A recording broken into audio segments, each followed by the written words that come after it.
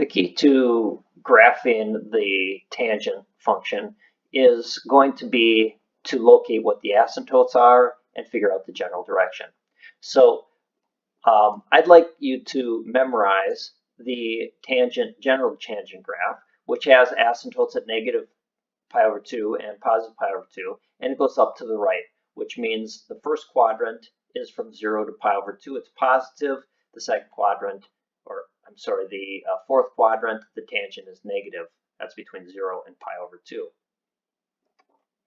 Now, one other thing to note on this graph is that the period is equal to pi instead of 2 pi. So when you find out what the period is, you have to take pi divided by b, which is different than sine or cosine.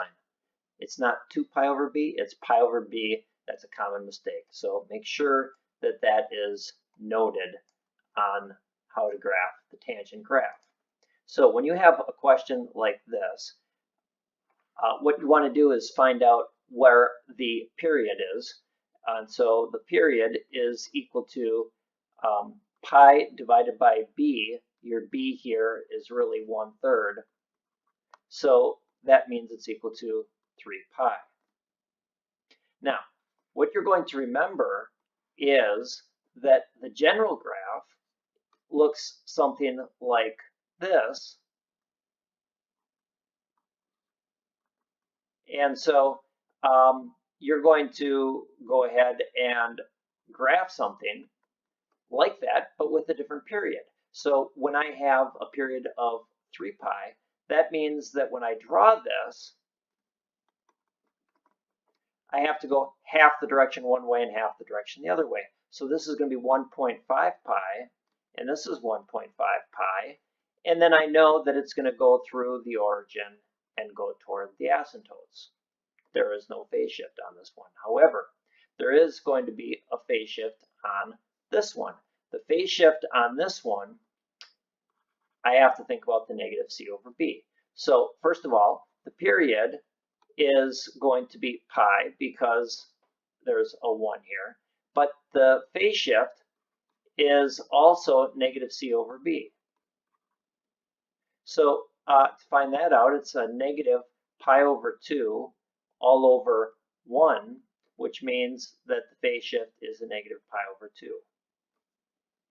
And this negative out front means that the general graph now is going to be reflected over the x-axis, which means instead of going up to the right, it's now going to come down to the right like this.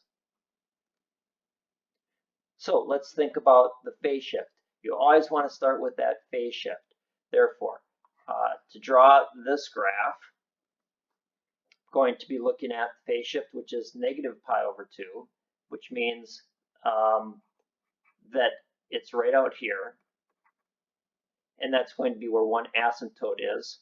Well, no, that's going to be where it goes through, which would be like this point right here. I'm shifting that middle point, call it the middle point, to the left, and therefore locating it right here. And then I'm going to build my asymptotes around that point.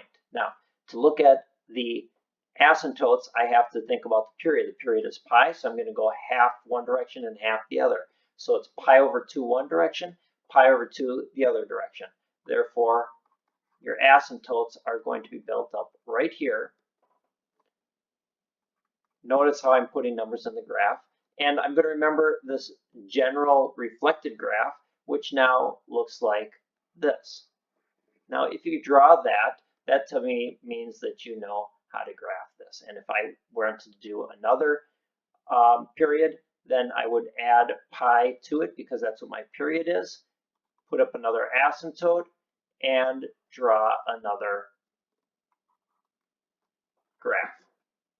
So start with the phase shift, remember what the general graph is, and go half direction one way, half direction the other way.